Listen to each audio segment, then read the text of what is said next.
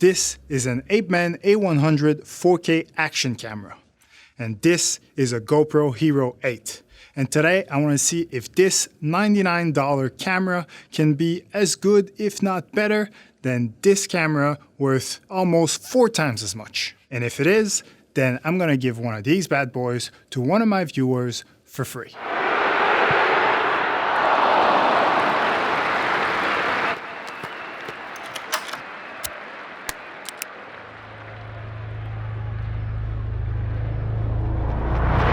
Holy sh**.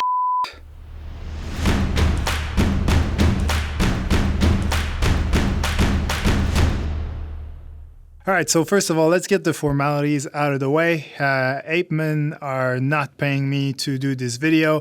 They did send me this camera for free in exchange for me doing the review, but they don't have any creative control. I can do what I want, say what I want, and trust me, I will. If you've watched my videos, you will probably already know my opinion on action cameras in general. I do believe that even the best of GoPros should not be your main camera unless you absolutely have to. But I do think that action cameras can make a great second or third camera, especially if you're using it for a point of view that would be impossible to recreate with a full-size camera.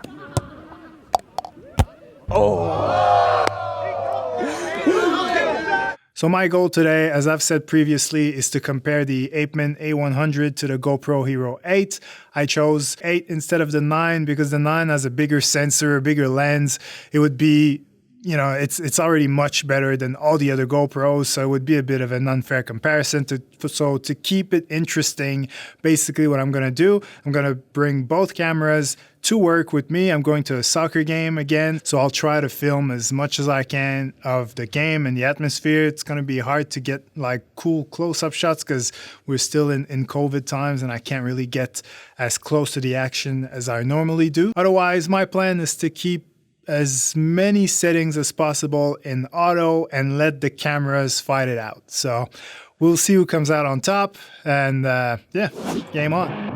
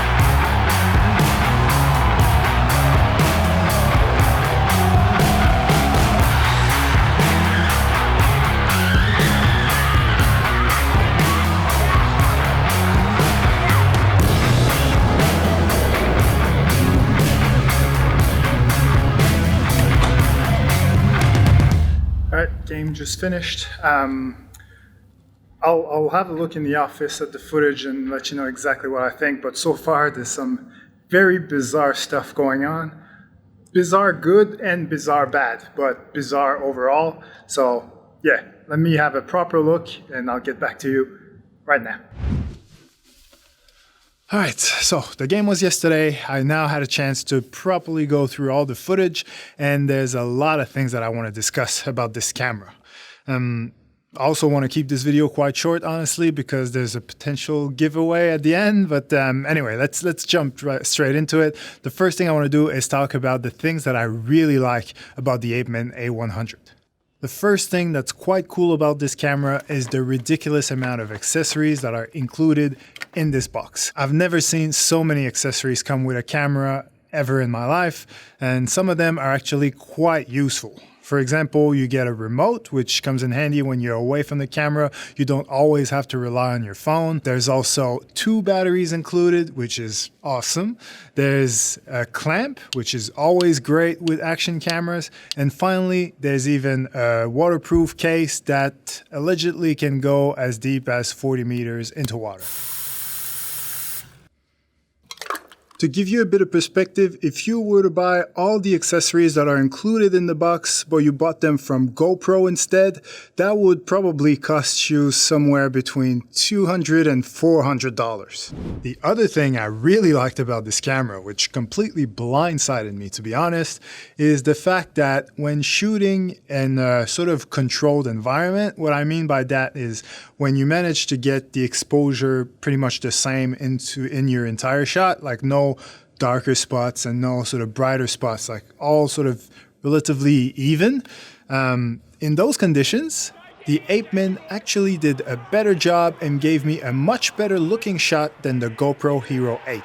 It's crazy, but it's true. If you look at this shot right here, for example, to me, personally, the Apeman looks much better.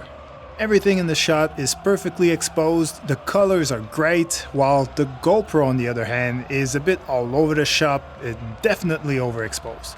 So I'm just gonna call it right now, there's a giveaway coming up at the end of this video because the image is better. It just is.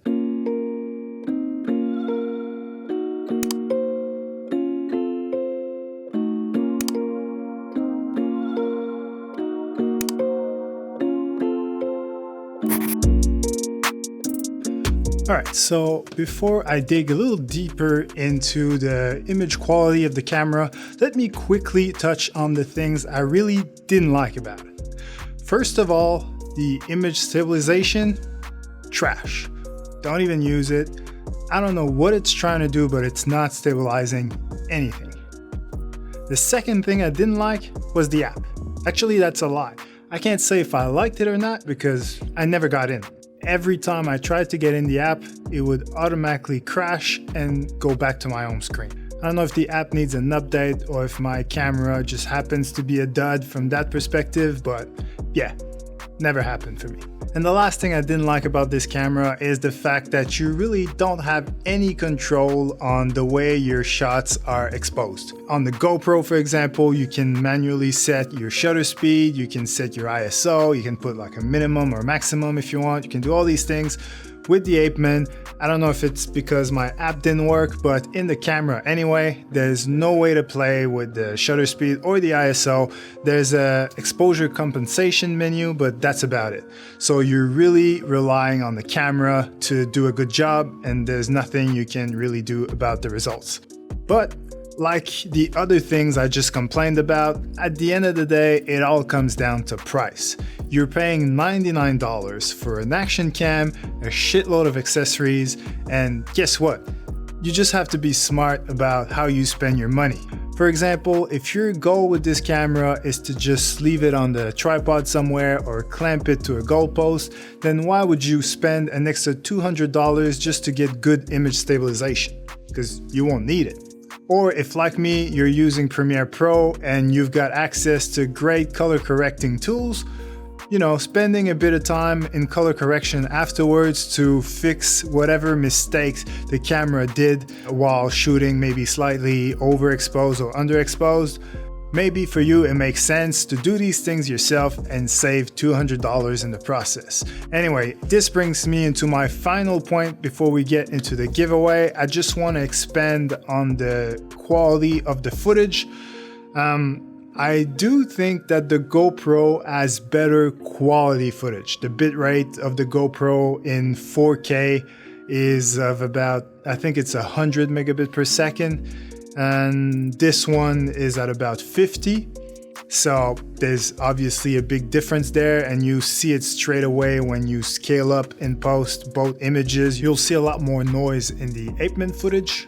But when we look at the footage just like at 100% scale or less, and you just look at it for what it is, you don't really see the difference in quality. What usually makes one look better or worse than the other is the way it is properly exposed or badly exposed. So these are things that can be corrected, as I said before. So if you're willing to play with these things, I think the Apeman is on par with the GoPro. But if you're not capable of doing this, or you don't want to spend the time doing it, then I would suggest you stick with the GoPro, spend a bit more money, and have a camera that you can probably rely on a bit more. Because when there's a lot going on in terms of shades and brightness and sunlight and all these things, the GoPro will probably do a much better job than the Apeman, who will struggle a bit more. Also, when filming in 4K with the Apeman, I would stay away from the 50 frames per second frame rate that they advertise that this camera can do in 4K, because this is when shit got really weird. Because every other frame rate available in all the other resolutions are all NTSC frame rates. It's all 30, 60, or even 120. But when you get to 4K, for some reason, it goes 30 and then 50. Which makes absolutely no sense. So I'm pretty sure that that means that the 50 is not a real 50. They basically couldn't do a 60 frames per second with a $100 camera. The price would have gone up. So they sort of faked 50 frames per second by duplicating frames here and there. That's just my theory. So anyway, the conclusion to this video is that for $99, this is an amazing camera that can give you so much value for the price, especially when you count all the accessories and the quality of the footage. But it obviously has its limitations, so make sure you know what you're getting into. And if you don't have the money to buy yourself a GoPro, then you would be a fool to pass over this camera. Just make sure that you stick to the NTSC frame rates, stay away from that weird 50. Otherwise, if you don't have $100 to spend on a camera, do I have the solution for you? I am giving away an Apeman A100 to one lucky viewer, and just to be clear, this is me giving away the camera, it's not Apeman. If I'm gonna talk about a camera for 15 minutes, I might as well make it worth your while. So yeah, we're gonna do this the same way we did it last time. To win the camera, all you need to do is go in the comments below, write your Facebook name, your username on Facebook, and then go to Facebook and join my Facebook group, which is called Sports Videography Community. You join that group as a member. If you're already a member, that's fine. You don't have to do it twice, but make sure you go in the comments of this video and write your Facebook name, because that's where I'm gonna tally up all the names for the giveaway, which will happen at the end of Feb. I'll go in the Facebook group and announce the winner. Good luck to everyone. Thanks again for watching. And as usual, my name is E, and I hope I earned the privilege of your time.